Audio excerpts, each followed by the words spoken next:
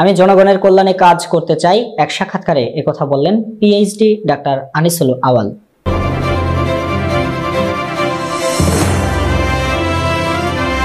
আমার ব্যক্তিগতভাবে চাওয়ার কিছু নাই, আমি এখন জনগণকে কিছু দিতে চাই।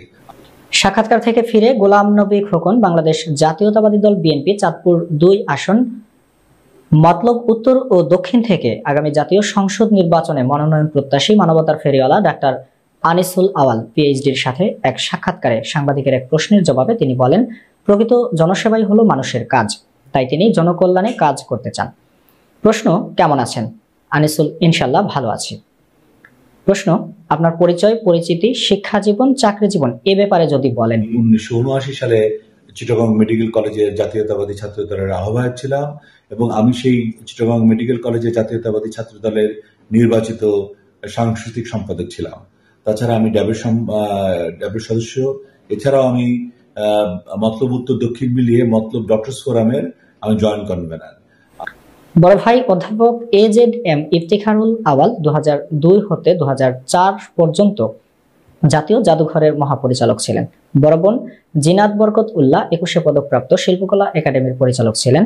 দুলাভাই মরহুম বরকত উল্লাহ ভিটিভির জেনারেল ম্যানেজার ছিলেন। তাছাড়া তিনি বাংলা ভিশন এবং চ্যানেল 1 এর নির্বাহী পরিচালক ছিলেন। বড় দুলাভাই 1993 থেকে 95 সালে বাংলাদেশ রেলওয়ের মহাপরিচালক ছিলেন। মরহুম পিতা AKM আব্দুল আওয়াল 1979 সালে বিএনপির পক্ষ থেকে এমপি প্রার্থী ছিলেন। ডাক্তার আনিসুল আওয়াল পিএইচডি মতলব উত্তর উপজেলার এনায়েতনগর গ্রামের সন্তান। 1981 সালে মুক্তিযুদ্ধের মহান নায়ক এবং স্বাধীনতার ঘোষক শহীদ রাষ্ট্রপতি জিয়াউর রহমানের নির্দেশে স্বাস্থ্য সেবা বঞ্চিত অসহায় মানুষের পাশে দাঁড়াবার লক্ষ্যে সেন্ট মার্টিনস আইল্যান্ডে প্রথম মেডিকেল অফিসার পদে পোস্টিং নেই। তিনি 1984 সালে MPH, 1990 সালে অস্ট্রেলিয়া থেকে মাস্টার্স MCN, 1995 সালে অস্ট্রেলিয়া থেকে পিএইচডি ডিগ্রি লাভ করেন। 2006-এ American university of Newcastle Bangladesh campus থেকে অত্যন্ত কৃতিত্বের সাথে MBA পাশ করায় আমাকে চ্যান্সেলর্স গোল্ড মেডেল দেওয়া হয়। 2007 সালে লন্ডন থেকে FRSH লাভ করেন। 2008 সালে MCGP ডিগ্রি লাভ করেন। উপসচিব এবং যুগ্ম সচিব হিসেবে স্বাস্থ্য ও পরিবার কল্যাণ মন্ত্রণালয় সহ শ্রম ও কর্মসংস্থান মন্ত্রণালয়ের যুগ্ম সচিব এবং মহাপরিচালক অতিরিক্ত সচিব হিসেবে বাংলাদেশ শ্রমিক কল্যাণ ফাউন্ডেশন এবং কেন্দ্রীয় তহবিলে কাজের সুবাদে সরাসরি প্রান্তিক মানুষের সেবা করার সুযোগ পেয়েছি। যেহেতু তিনি বাংলাদেশ জাতীয়তাবাদী দলের আদর্শে উদ্বুদ্ধ এবং বিশ্বাসী, সেজন্য চাকরি জীবনে তাকে বারবার পদোন্নতি বঞ্চিত করা হয়েছে। তাহার পিতা মরহুম AKM আব্দুল আওয়াল চাঁদপুর জেলার প্রথম বেঙ্গল সিভিল সার্ভিস এর কর্মকর্তা ছিলেন এবং নানা চাঁদপুর জেলার প্রথম মুসলিম SDO ছিলেন।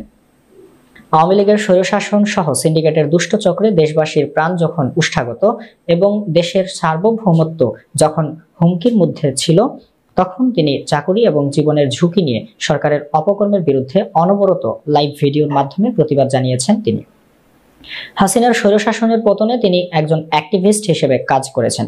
প্রশ্ন, আপনি ডাক্তারি পেশা ছেড়ে দিয়ে কেন রাজনীতিতে আসলেন? ডাক্তার আনিসুল, দেখেন, ডাক্তারি পেশা একটি গুরুত্বপূর্ণ পেশা। এই পেশা শুধু মানুষের চিকিৎসা ও স্বাস্থ্য সেবায় নিয়োজিত ছিলাম, এছাড়া আর বেশি কিছু সম্ভব হতো না। রাষ্ট্র পরিচালনা তথা গ্রামের আর্থসামাজিক উন্নয়ন ও মানুষের কর্মসংস্থান বাড়াতে হলে প্রয়োজন পার্লামেন্ট নির্বাচনে নির্বাচিত হওয়া। সেজন্য আমার চিন্তা চেতনা নিয়ে রাজনীতিতে আসার আগ্রহ প্রকাশ করছি। আর মানুষের সেবা, দেশের অবকাঠামোগত উন্নয়ন তো এমনিতে করা যায় না।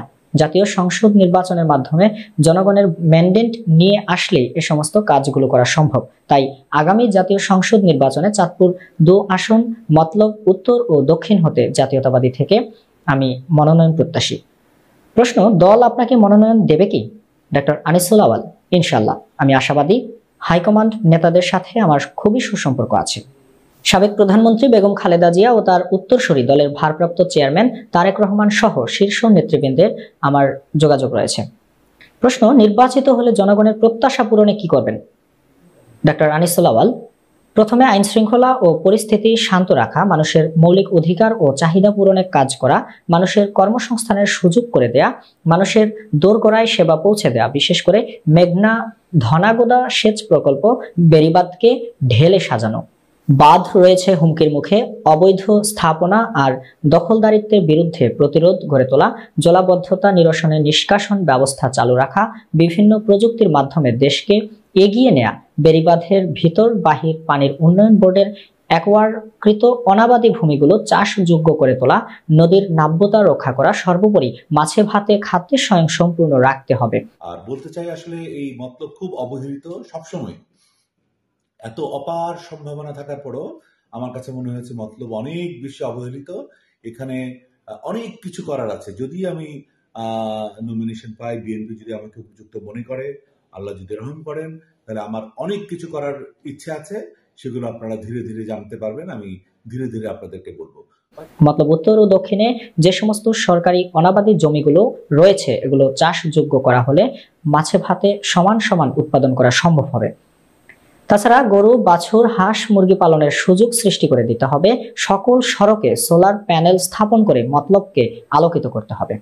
দর্শক, এতক্ষণ চাঁদপুর টিভির সাথে থাকার জন্য ধন্যবাদ। পরবর্তী নতুন নতুন সংবাদ পেতে আমাদের চাঁদপুর টিভির সাথেই থাকুন।